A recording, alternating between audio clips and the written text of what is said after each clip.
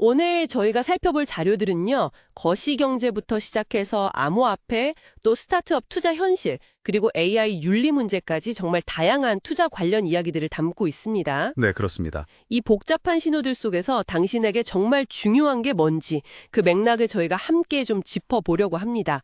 바로 시작해 볼까요? 네, 좋습니다. 시장은 항상 기대랑 우려가 교차하니까요.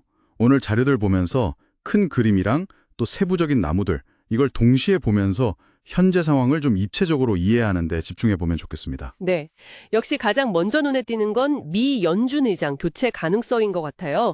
트럼프 전 대통령이 노골적으로 금리 인하해야 한다 이런 압박성 발언도 했었고요. 맞아요. 현 의장 임기가 2026년 2월인데 그 전에 바뀔 수도 있다 이런 관측이 나오면서 이거 연준 독립성 괜찮은 건가? 이런 얘기가 다시 나오고 있죠. 네, 그게 정말 핵심 변수죠.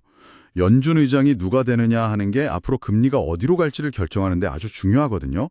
근데 여기서 중요한 건요. 설령 트럼프가 당선돼서 압박이 거세진다고 해도 연준이라는 시스템 자체가 그렇게 급격하게 방향을 틀기는 좀 어렵게 되어 있다는 점이에요. 시스템적으로요? 네, 그러니까 단순히 후보가 누구냐 이걸 넘어서서 그 후보가 과연 정치적인 입김에 얼마나 민감하게 반응할 사람이냐 아니면 기존처럼 독립적인 기조를 유지할 성향이냐 그 차이를 보는 게 중요합니다.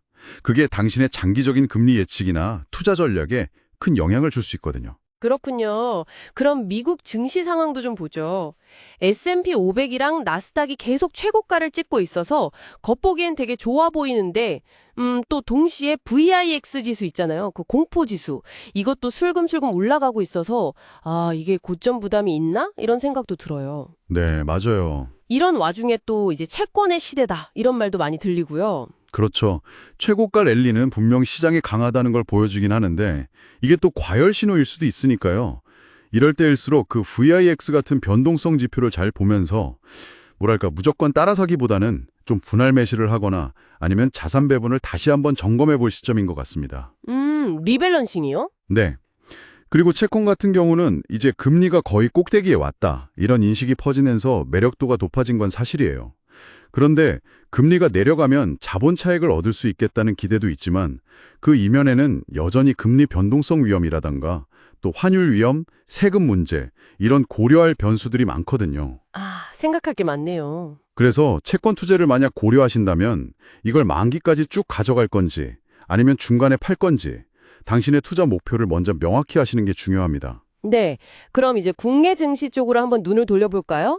원달러 환율이 좀 안정세를 찾고 또 정부가 증시 부양책을 편다는 기대감이 커지면서 코스피 4천 간다, 5천 간다 이런 장밋빛 전망까지 나오고 있더라고요. 네, 그런 얘기들이 있죠.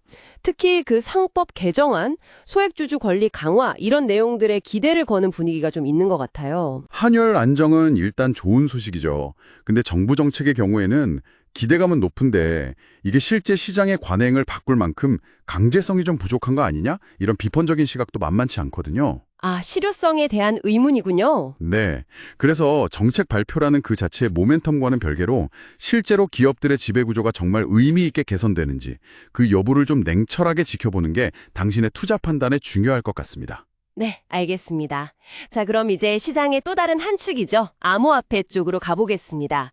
비트코인 채굴자들이 수익성이 좀 낮아졌는데도 매도 물량을 안 내놓고 버틴다. 이런 이른바 홀딩 심리가 강하다는 분석이 있더라고요. 네, 그런 분석이 있었죠. 근데 또 한편에서는 오라는 불장은 없고 나는 불쌍하다. 이런 투자자들 푸념처럼 피로감도 상당해 보이고 다들 금리 인하만 오매불만 기다리는 그런 분위기인 것 같아요. 맞아요. 채굴자들이 버티는 건 장기적으로는 가격을 지지하는 요인이 될 수는 있겠죠. 하지만 단기적으로 봤을 때는 시장을 확 끌어올릴 만한 뚜렷한 호재나 새로운 자금 유입이 좀 부족한 상황인 건 맞습니다. 동력이 부족하다. 그렇죠. 결국 많은 투자자들이 기대하는 그 금리 인하 시점, 그리고 또 얼마나 내릴지 그 폭이 여전히 불확실하잖아요. 그래서 암호화폐 시장에서는 당분간 좀 인내심을 가지고 변동성 관리에 신경을 써야 하는 그런 시기라고 볼 수 있겠습니다. 인내심이 필요한 시기군요. 자, 조금 다른 영역으로 넘어가서요. 스타트업 투자 유치 현실에 대한 이야기도 좀 흥미로웠습니다. 초기 스타트업이 그냥 이메일로 막 IR 자료 보내는 거 이거 거의 효과 없다는 아주 현실적인 조언이었어요. 네, 그렇죠. 네트워크 게임에 가깝다는 걸 보여주는 대목이죠.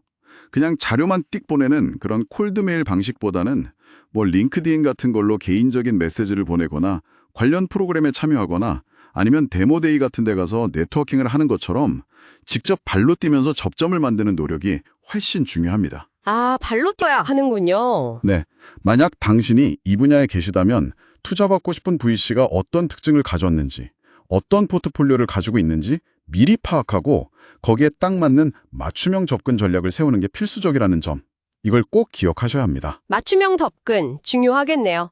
마지막으로 살펴볼 자료는 기술 발전의 좀 어두운 면, 이면을 보여주는 사례인데요. AI 모델을 속이려고 흰 바탕에 흰 글씨로 명령어를 숨기는 이런 프롬프트 인젝션 기법을 쓴 논문이 유명 학회에 발표됐다가 뒤늦게 발견돼서 철회됐다는 소식입니다.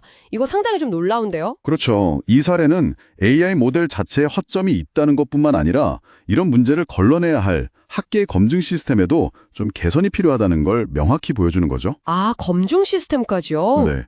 AI 기술이 정말 빠르게 발전하는 만큼 그에 따라서 연구윤리라든지 안전성 문제의 중요성도 함께 커지고 있다는 걸 시사합니다. 우리가 그냥 편리하게 사용하는 AI 기술 뒤편에 이런 도전 과제들이 있다는 걸 인지하는 것도 중요하겠습니다. 오늘 이렇게 쭉 살펴본 것처럼요, 시장과 기술 전반에 걸쳐서 정말 다양한 정보들이 있고 또 때로는 서로 상반되는 신호들도 존재합니다.